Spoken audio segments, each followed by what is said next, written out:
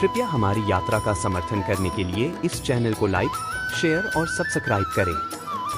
आपका प्यार और प्रोत्साहन हमारे लिए बहुत मायने रखता है और साथ मिलकर हम और भी बेहतरीन कहानियां बना सकते हैं। हमारे परिवार का हिस्सा बनने के लिए आपका धन्यवाद। परीक्षा।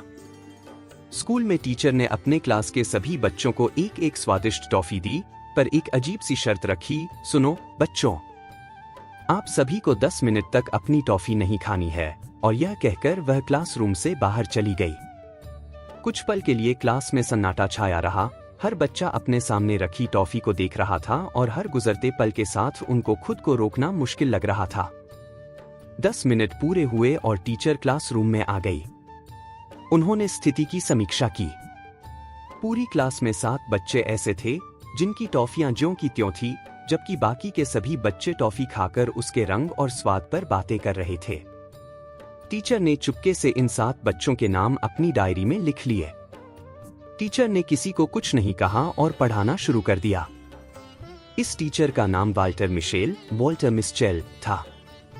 कुछ वर्षों के बाद टीचर वाल्टर ने अपनी वही डायरी खोली और 7 बच्चों के नाम निकालकर उनके बारे में जानकारी प्राप्त की। उन्हें पता चला कि 7 बच्चों ने अपने जीवन में कई सफलताओं को हासिल किया है और अपने अपने क्षेत्र में सबसे सफल रहे हैं।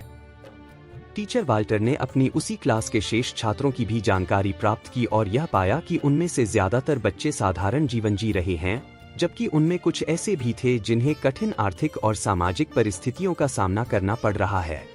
कृपया हमारी यात्रा का समर्थन करने के लिए इस चैनल को लाइक, शेयर और सब्सक्राइब करें। आपका प्यार और प्रोत्साहन हमारे लिए बहुत मायने रखता है और साथ मिलकर हम और भी बेहतरीन कहानियां बना सकते हैं। हमारे परिवार का हिस्सा बनने के लिए आपका धन्यवाद। इस शोध का परिणाम टीचर वाल्टर ने एक वाक्य में यह निकाला कि जो व्यक्ति केवल 10 मिनट धैर्य नहीं रख सकता, वह जीवन में कभी आगे नहीं बढ़ सकता।